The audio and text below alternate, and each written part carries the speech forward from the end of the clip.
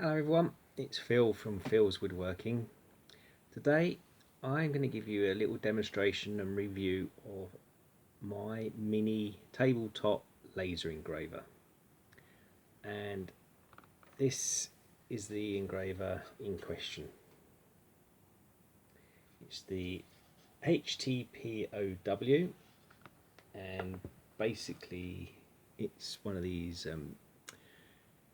Chinese, I suppose, whatever, something generic type laser engravers that you can get off of eBay. I think I paid somewhere between £40 and £50 for this, and mainly the main use for it is to laser engrave pens.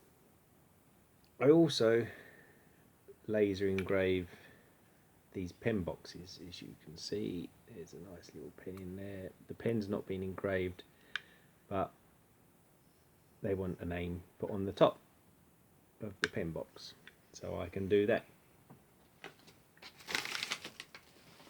So this is a great little machine for these. It really takes 2 minutes to do, to actually engrave. What else? There is one drawback. The drawback is the size of the engraving you can do. As you can see on this piece of card that comes with the engraver, you get a couple of these. That is probably the biggest you can get. That probably takes up the full square of the engraver.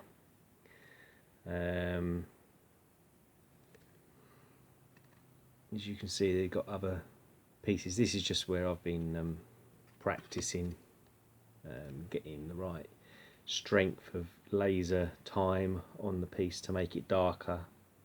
The longer you give it on the piece, the darker it goes, because obviously it burns more. The other thing you have to watch out for is, obviously this is nice and smooth at the moment. Once I engrave, it will be indented where it's burnt the wood away, so it won't be smooth anymore. But then that's where I use my super glue to go over the top, my CA finish over the top, which then build up the layers of the CA glue, which then takes out the roughness or the indentations from the laser engraving.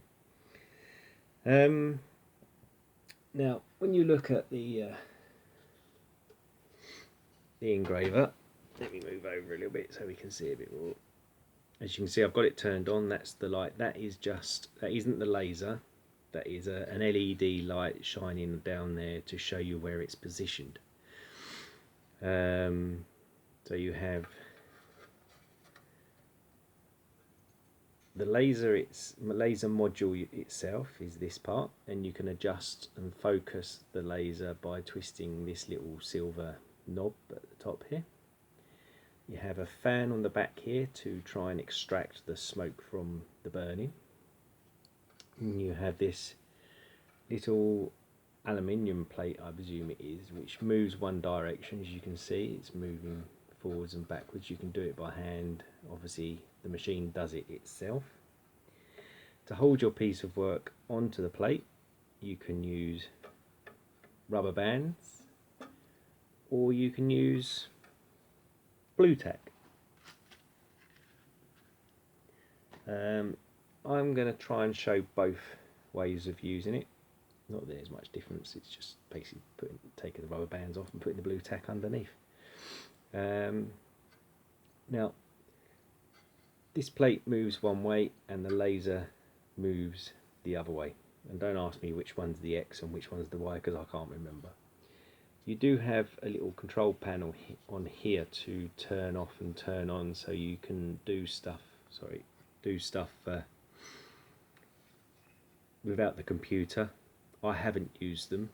I don't need to, because everything I do is straight from the computer.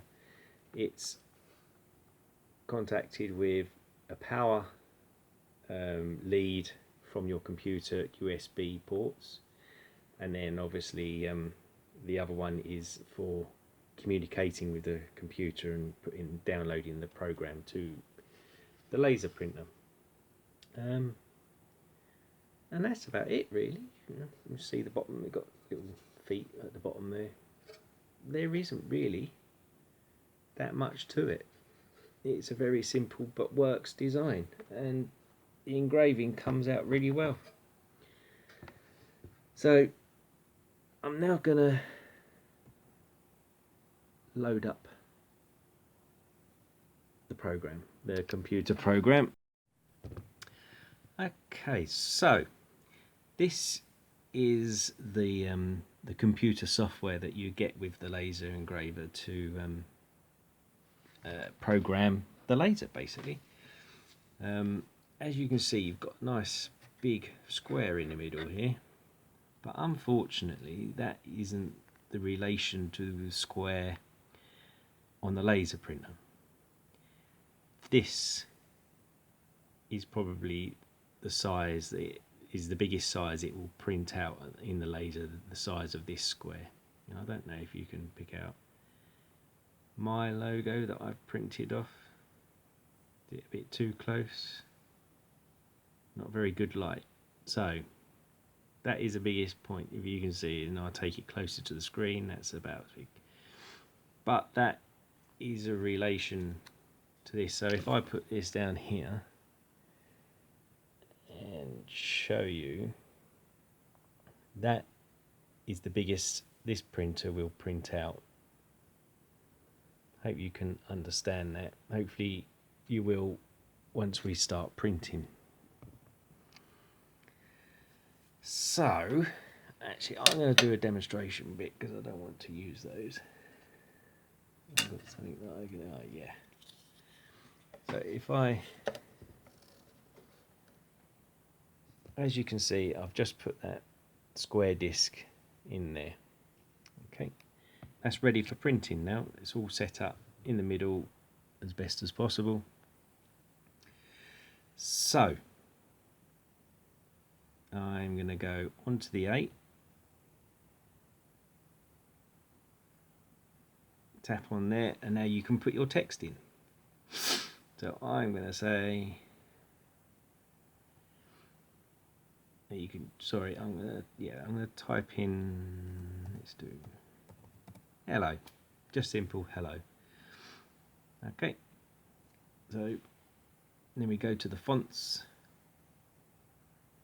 and you've got all these different fonts, and you've got all the different font style size. I'm going to keep the font size because I like that font style, I'm afraid. And you can type in your own size font style. I've gone to 70. Now even at this point you don't know whether that's going to fit into the box, which it doesn't. Well, it does, but I haven't clicked in the right place. So unfortunately I have to do a backup on that. Now depending on where you click in this box after clicking the A, depends on where it starts. So ideally, because we obviously knew that was over the side of the right hand side, I've got to click over there to bring that box up. So now if I put in hello, let's just double check that the font size is still 72. So press A, and then we do OK, and there you go, it fits, it's in the box. As long as your printing is within inside this box, it will print out onto this piece. Okay, and that has been discovered by trial and error, to be honest. Now down this side you've got up and down, left and right. First of all, this is to move the table and the laser to get it into a more position. So I'm going to do down, and let's see if I can get the table to move. You can just see it stepping to the right. So that's what they're for, is to move the table to get it into the right position. So we want to do a carving preview box. Now when you press this, and that light is a box around the letter hello. So you can see there that it's going to print on that square. Okay, because that light is showing you the box that the hello is going to be printed inside. I hope this all makes a bit of sense. So what we want to do is we now want to stop that light in the middle of the box. So that light on there now, it's stopped, is now right in the middle of the word hello, wherever that middle of that word is. Now we could make that a bit bigger, couldn't we? I think so. If we knock that off, so we don't want that, we come over to the side here and we do our fonts. Now it's on 72. Let's make it a bit bigger. Let's make it 100 and see if it stays in. Say OK. I'm not too sure if that's going to stay in the box. Oh yes, it is just about. So it's in the box. Now we want to check that the workpiece is okay with that. So as you can see, immediately it's got a longer piece, so that should be fine.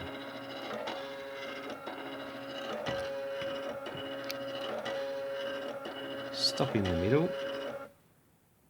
Oh, why is that not stopped in the middle? There we go, it's done it now. So that's stopped in the middle of the piece we're going to engrave.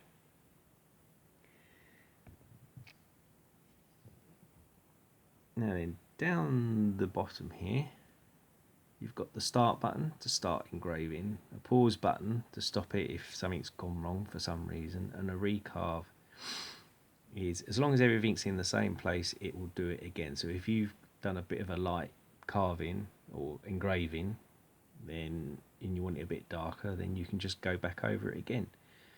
Now these values here, I'll be honest, don't touch them because I've not worked out what they are.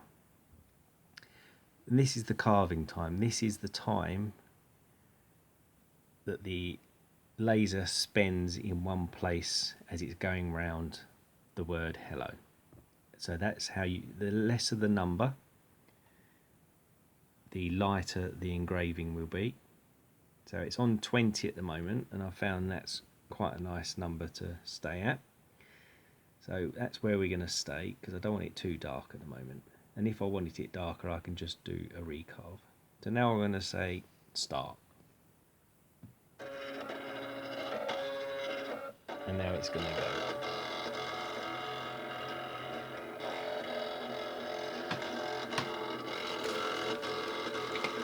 Now I don't know how that's affecting the light, but with the engraver you do get a pair of these laser light glasses. So if I do that, then you can't, then you can see, I don't know if you can see it because I can't see it very well on the back of here. And yeah, it's not, it is just about coming through. So I think I'm going to need to put the engraving time, and as you can see on the screen, it's turning red. The red bit is where it has engraved up to.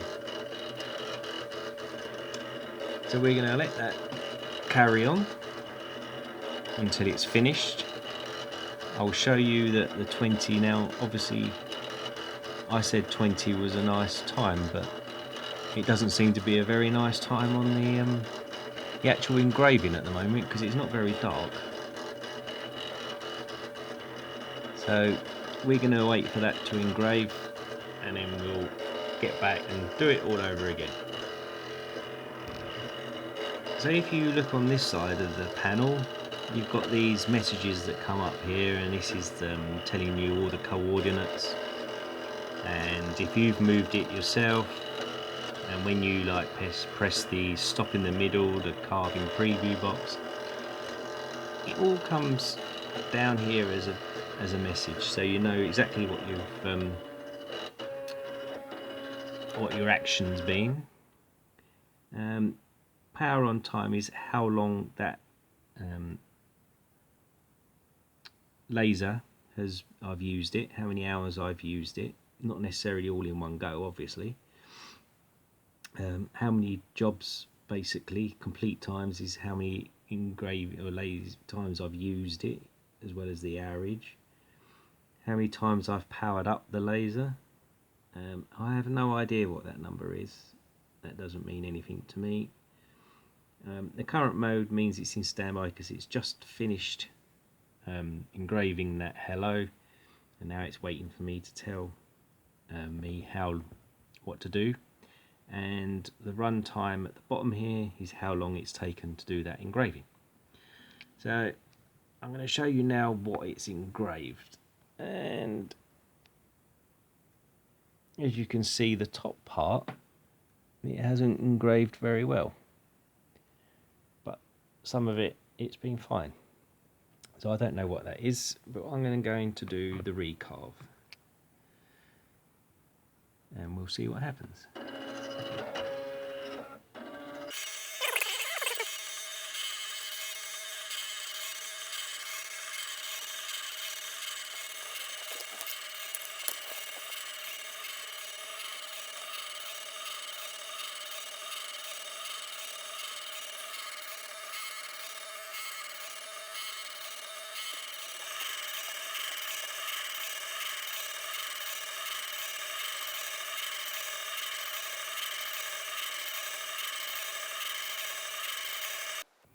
Right, so it's finished doing that recarve, and it's still a little bit, it's made it a bit better. For some reason at the top, it's not right. So I've got no idea. So what I'm going to do at this present moment in time is that I'm going to go to the carving time, do the little up arrow, and as you can see, it makes it go up. And if you see on the top over on the message screen, it's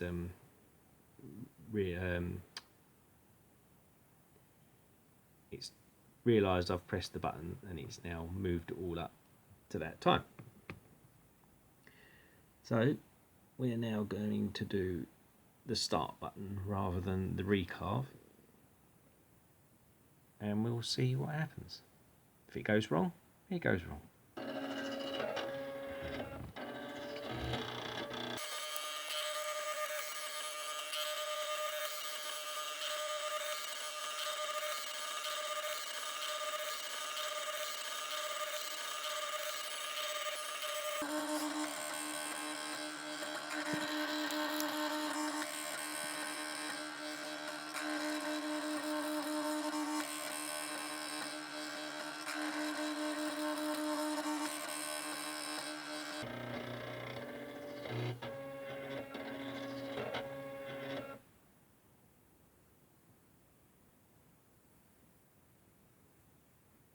So there you go.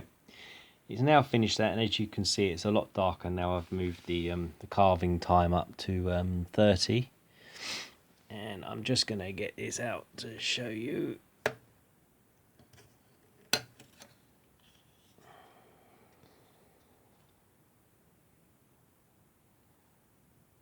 There you go. Let's see how good a focus this can get into. So it's quite good. I'll just bring it out a little bit. So it does engrave it quite nicely. You do sometimes, like down this edge where the smoke is being drawn across this way, do get a line, but you can just rub a little bit of sanding paper across that if you needed to, just to get rid of that. So that is that. I don't think there really is anything else I can show you. So I hope that's giving you an insight into the little desktop laser engraver where we've just laser engraved this part. And if you really want to invest in one, and you really do need to engrave certain things to make your pens or anything else, like these little discs, when you can, you know, I've got my logo on there. As you can see, this is a bit where it's drawn all the smoke across, where it's burning a bit too hard.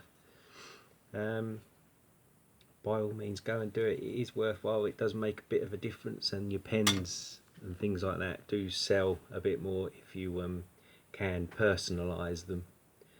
So that's me over and done with. If you like this review, give me a thumbs up. If you don't, give me the thumbs down. If you want to leave a comment, please leave a comment.